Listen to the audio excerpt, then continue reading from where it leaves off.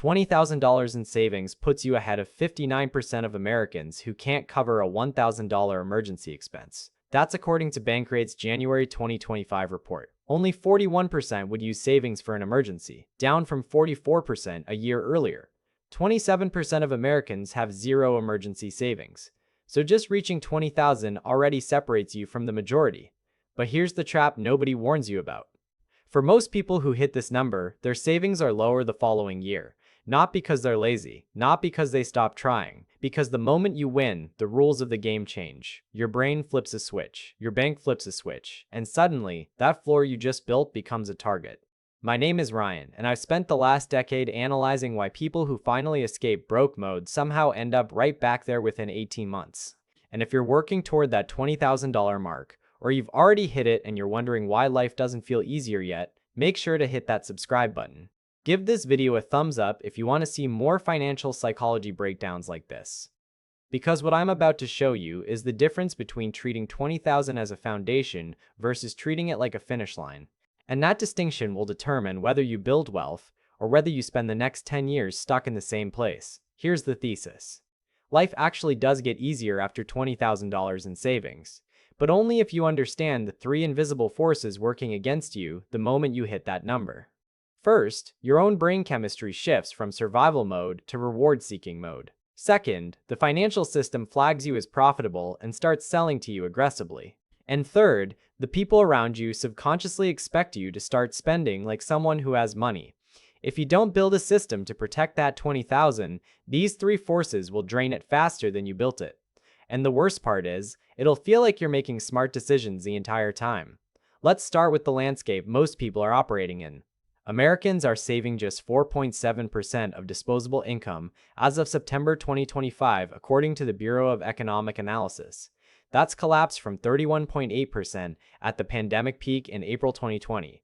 The entire system is calibrated so most people never escape what I call kind of stressed mode. You're not broke, but you're not comfortable either. You're one car repair away from anxiety, one medical bill away from credit card debt, one layoff away from crisis. 67% of workers now report living paycheck to paycheck, up from 63% in 2024, according to PNC Bank's Financial Wellness Report from August 2025. Nearly 24% of all U.S. households spend over 95% of their income on necessities alone. Bank of America Institute documented this in November 2025. That means 1 in 4 households have less than 5% margin for anything that goes sideways.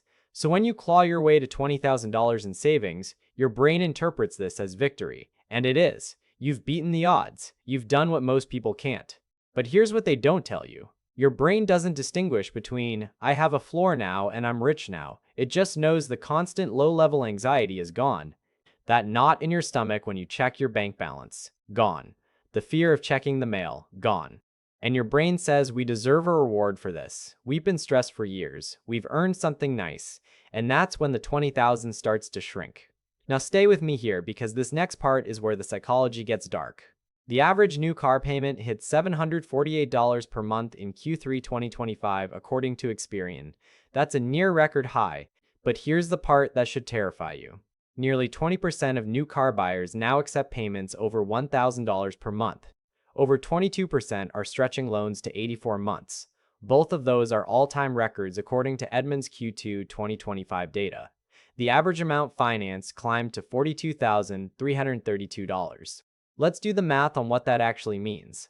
That's $44,880, leaving your pocket over a 5-year loan for an asset that loses 20% of its value in year 1 alone, and roughly 55% over 5 years, according to Kelley Blue Book 2025 depreciation data. You're financing wealth destruction, and people do this right after they hit their savings goal because their brain says we can afford this now. But it gets worse. The average credit card APR sits at 22.30% for accounts carrying balances. Federal Reserve Q4 2025 data. If lifestyle creep pushes you into carrying a balance, your interest rate becomes a bonfire for future freedom. Here's what that looks like in real terms. You got $20,000 saved. You buy a nicer car. $750 a month. You upgrade your apartment because you can finally afford it. $300 more per month. You start going out more because you're not stressed anymore. $200 more per month. None of these feel irresponsible in the moment. You worked hard. You deserve this. But now you're spending $1,250 more per month than you were before. That's $15,000 per year. Your $20,000 cushion lasts 16 months before you're back to zero. And the entire time, it felt like you were making reasonable choices. Let me show you the system side of this equation. Total US household debt hit 18.59 trillion in Q3 2025. That's an all-time record according to the Federal Reserve Bank of New York November 2025 report. Credit card debt alone reached 1.233 trillion, also a record, up 60% since Q1 2021 when pandemic savings peaked. Delinquency rates stabilized at 4.5%. But serious delinquencies for credit cards and auto loans remain elevated above pre-pandemic levels. Every dollar you earn is already promised to landlords, banks, car companies, and credit cards before it arrives. The system is designed to turn your income into someone else's profit. And the moment you hit 20,000 in savings, you become someone worth selling to. Your bank sees that balance. They start offering you premium credit cards, higher limits, personal loans, pre-approved auto loans, because they know something about human psychology. People with money feel like they should spend like people with money. It's not malicious, it's just business. You're now profitable, and they're going to extract that profit. But here's the thing, nobody tells you about those offers. They're not rewards for being responsible. They're invitations to undo your progress. What I'm about to show you next is the thing that took me years to figure out. And it's the reason why some people use 20,000 as a foundation while others use it as an excuse. It comes down to understanding the three-layer system. But before I explain that, you need to see why the conventional approach fails so predictably. Because if you don't understand the failure mode, you'll become it. The conventional wisdom says, save more, invest the rest, enjoy life when you can. Sounds reasonable. The problem is that advice has no structure. It doesn't tell you which money is which. So when you hit 20,000, every dollar feels the same.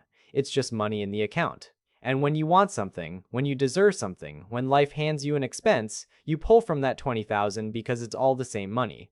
But it's not. And treating it like it is will keep you broke forever. Here's where people go sideways. They put their floor money into high volatility investments because they want it to grow faster. Or they dip into it for things that feel important but aren't emergencies. The new couch, the vacation they've been putting off, the wedding gift that needs to be generous. These aren't emergencies, but they feel justified, and the floor gets shorter. The average investor earned just 16.54% in 2024, while the S&P 500 returned 25.02%. That's an 8.48 percentage point gap according to Dalbar's March 2025 quantitative analysis of investor behavior. The second largest behavior gap in a decade. That's over $12,000 lost on a $100,000 portfolio in 1 year.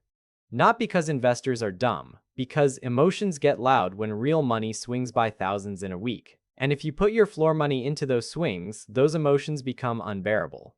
You'll sell at the bottom. You'll panic. You'll undo years of progress in a single quarter. Let me show you the fun fee trap real quick because this is the part where the system quietly steals your future. Simple index funds charge expense ratios as low as 0.05% according to the Investment Company Institute's March 2025 report. Actively managed equity funds average 0.64%, over 12 times more expensive. On $20,000 invested, that's $10 per year versus $128 per year. Doesn't sound like much. But that difference compounds every single year. Over 30 years on a growing portfolio, that gap becomes 6 figures. Vanguard just announced its largest expense ratio reduction in 50 years in February 2025, saving investors $350 million annually.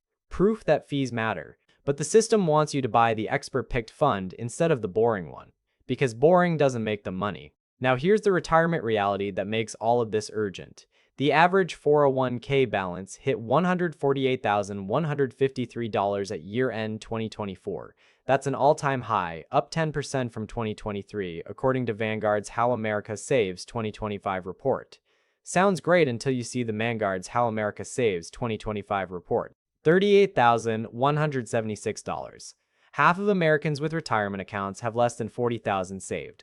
For ages 55 to 64, the median is only $87,571. That's barely enough for a few years of retirement. A record 45% of participants increased their savings rate in 2024 thanks to auto-enrollment features.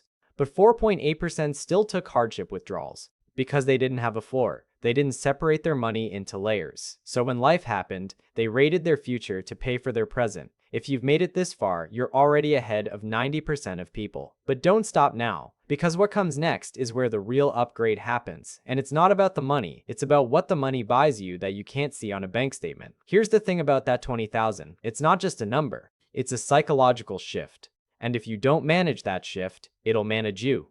Bank of America's internal data from November 2025 shows lower income wage growth at just 1% year over year, while higher income wages jumped 4%, the widest gap since 2016. For lower income households, 29% now live paycheck to paycheck, up from 27.1% in 2023. Meanwhile, inflation runs around 3% in 2023. If your bills increase $300 but you only make $100 more, you fall further behind every single month. This is the K-shaped economy. The bottom sinks while the top rises. And if you hit 20,000 and then blow it on lifestyle creep, you sink back to the bottom tier, permanently. Here's the job trap. 40% of American workers are unhappy in their jobs but unwilling to leave due to economic anxiety. Harris Poll and Indeed documented this in June 2025. Half say they stay because they fear being laid off from a future job. 60% of workers are dissatisfied with key aspects of their employment according to Jobs for the Future's October 2025 survey. Only 27% say their jobs pay enough to feel financially comfortable. Without a solid floor, you can't say no to the bad boss. The unpaid overtime. The anxiety. You have to put up with it because dropping to zero would knock you off a financial cliff. But with a real floor, with money that you will not cross downward, you have options. And options are the real currency. Now let me tie all of this together, because when you see how these pieces connect, everything changes. The real upgrade after 20,000 isn't buying better stuff, it's buying options. The ability to take 3 months off between jobs. Walk away from a toxic boss. Move to a city that fits you better. Say no without catastrophic consequences. But you only get those options if you treat the 20,000 like a foundation instead of a finish line. Here's the 3-layer system. And this is the system that actually works. Layer 1 is the floor. 3 to 6 months of expenses you never cross downward. For most Americans, that's $15,000 to $25,000. Vanguard research shows having this buffer correlates with 21% higher financial well-being scores, plus another 13% bump for those with 3 to 6 months saved. Currently, 46% of Americans have 3 months of expenses saved according to Bankrate's May 2025 report. The other 54% are one emergency away from crisis. This layer doesn't grow, it doesn't invest. It sits in a high-yield savings account earning 4 to 5% and it does one job. It protects you from life. Car breaks down, medical bill, layoff. The floor catches you. You never dip below it unless it's a genuine emergency. Not a vacation, not a new couch, an emergency. Layer 2 is growth. Boring, low-cost index funds that quietly compound while you live your life. You're not watching it daily. You're not trading it. You're not trading it. You're not trying to beat the market. You're just feeding it consistently and letting time do the work. The average equity investor has underperformed the S&P 500 for 15 consecutive years because they can't stop messing with it. You win by being boring, by ignoring the noise, by understanding that wealth is built in decades, not days. Layer 3 is fun and options, the money you actually enjoy. Vacations, upgrades, experiences, the stuff that makes life worth living. But here's the rule that changes everything. You can juggle between growth and fun. You can take money from growth to fund a trip. You can redirect extra income to fun when you want to, but you never raid the floor unless it's a genuine emergency. The floor is sacred. It's untouchable. It's the reason you have options in the first place. Here's what this looks like in practice. You hit 20,000. That becomes your floor. You lock it in a high-yield savings account. Done. Now every dollar you earn goes into growth or fun, not floor. The floor is built. You protect it. When you get a raise, it doesn't inflate your lifestyle automatically. You decide how much goes to growth, how much goes to fun. When you want to buy something nice, you save for it in the fun bucket. You don't raid the floor. You don't justify it as kind of an emergency. You wait until you've actually saved for it. And if that sounds restrictive, it's not. It's freedom. Because the floor gives you the ability to take risks, to say no, to walk away when you need to. That's worth more than any car payment. Let me give you the hard truth that might sting a little. If you hit 20,000 and you're back to 5,000 a year later, you didn't have bad luck. You had bad structure. You treated all your money the same. You didn't separate floor from growth, from fun. And the system ate you. The bank sold you a premium card. The car dealership sold you a payment. Your friends expected you to spend like someone who has money, and you did, because you didn't have a rule that said the floor is sacred. Almost there. But before I wrap up, I need to show you how all of this works together. Because the magic isn't in the individual steps, it's in the system. When you have a floor that never moves, your risk tolerance changes. You can take the better job that pays less now but has more upside. You can start the side business. You can walk away from the toxic relationship because you're not financially trapped. When you have growth money that's separate from floor money, you can let it ride through the market swings because you know your floor is safe. You don't panic sell. You don't check it every day. You just let it grow. And when you have fun money that's separate from both, you actually enjoy spending it. There's no guilt, no anxiety, because you know the floor is intact and the growth is happening.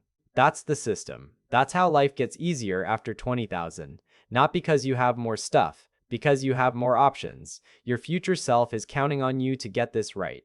10 years from now, you'll look back at this moment and you'll either thank yourself for protecting the floor or you'll wonder where it all went. The 20,000 isn't the finish line, it's the starting line. It's the moment you stop playing defense and start playing offense. It's the moment you stop letting the system tell you what to do with your money and you start building a system that works for you. So here's my question for you. What financial topic is keeping you up at night that nobody's explaining properly? Retirement planning, tax strategy, real estate, investing, the K-shaped economy? Tell me in the comments. That's what this channel is for. I read every single comment and your questions become future videos. Life gets easier after $20,000, but only if you treat it like a foundation instead of a permission slip. Protect the floor, feed the growth, enjoy the fun, and never let anyone convince you that spending like you have money is the same as having money, because it's not. And the difference between those two things is the difference between financial freedom and financial stress dressed up in a nicer car.